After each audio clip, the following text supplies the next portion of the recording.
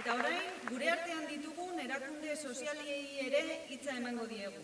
Gure artean, Reaseko ordezkari den Amaia Nabeda daukagu. Reaseko jendea gure artean izan dugu hitzaldiak ematen. Eta alternatiben herrian eta Euskal Herriko eskubide sozialen kartan elkarlanean aritu eta aritzen gara.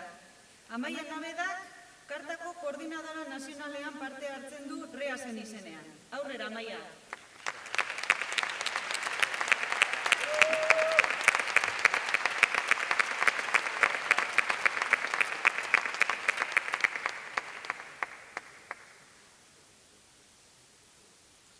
Egunon, delegatu guztiei, baita gonbidatuei ere.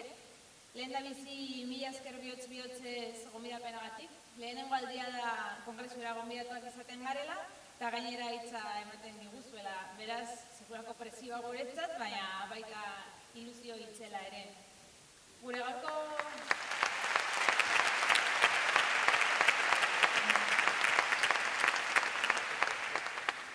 gaurko presentzia kongresu hontan, azken urteotan mugimendu sindikal eta ekonomia solidarioaren mugimenduaren artean emandako gerturatzearen ondorio da, eta onartu berri duzuen 3. ebazpen hori adibide argia da ere.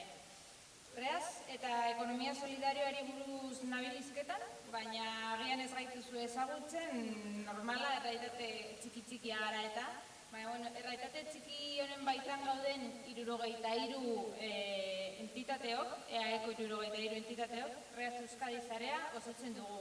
Eta gure helburua bizitza ekonomiaren erdigunean jartzea da, sistema kapitalistatik ahalik eta gehien deskonektatuz. Hainbat jarduera sektoretan aritzen gara eta alternatibak egon badaudela sinesten eta ozen esaten dugu. Baina zeintzuk dira ELA bezalako sindikatu baten eta Reasen arteko lotune edo topagune horiek, zergatik gaude gu gaur hemen, segure asko lotune pila egongo direla, baina hurrengo bi hauetan zentratu nahi izan gara. Lehenengoa, enpleguaren krisiaren inguruko analizi bera konpartitzen dugula da. Langabeziak gora egin du, enpleguaren egonkortasun eza orokortu da, langile pobrenoen fenomenoa azaldu da, eta lanen zein pertsonen arteko soldata desparekotasunak daude, baita emakumeek eta gizonek dituzten aukeretan ere. Guzti hau gutxi balitz, teknologia berrien ondorioz, enpleguen galera nabarmena emango da, eta lan merkatuaren dualizazioa jasango dugu. Zelan, alde batetik, soldata eta kualifikazio altuko enplegu gutxi batzuk egongo dira, eta bestetik berriz, prekarizatutako enplegu mordoa. Bigarren lotunea, gaur egungo eredu sozioekonomikoari kritika erradikala egitea beharrezkoa dugula da. Ekonomia sozial eta solidarioaren aldetik, norabide aldaketa bat bultzatzeko beharra eztabaidaren erdigunean jarri nahi dugu. Eztabaida sakon bat, beste eredu sozioekonomiko batera igarotzeko beharrezko trantsizioi heltzeko aukera ematen diguna. Eredu horrek erdigunean izango du bizitza bera, eta bizi hori ugaltzeko prozesuak sustatuko ditu.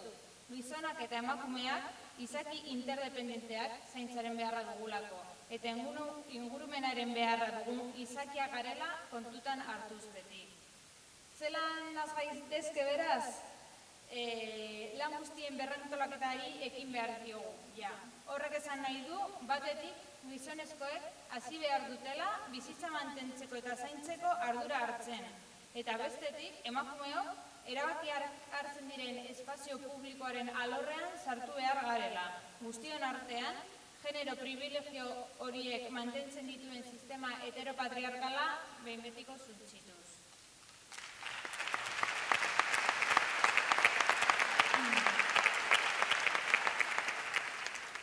Eta rollo guzti hau, esateko, aurretik aipatutako guztia ezin dugula bakarrik egin. Gizarteko eragile sozial eta sindikalok elkarlanean aritu behar garela.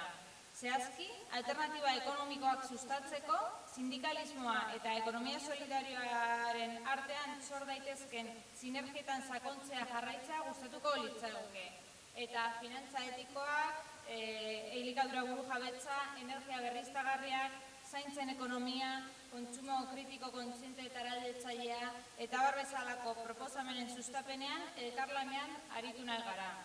baita bidegabea, bortitza, patriarkala eta sostenga ezinaren kapitalismo honi aurre egiteko dauzkagun topaketa eta mobilizazio espazioak ere indartu nahi ditugu. Jarrai dezagun borrokan beraz, zorionak, mila esker eta hurrengo arte.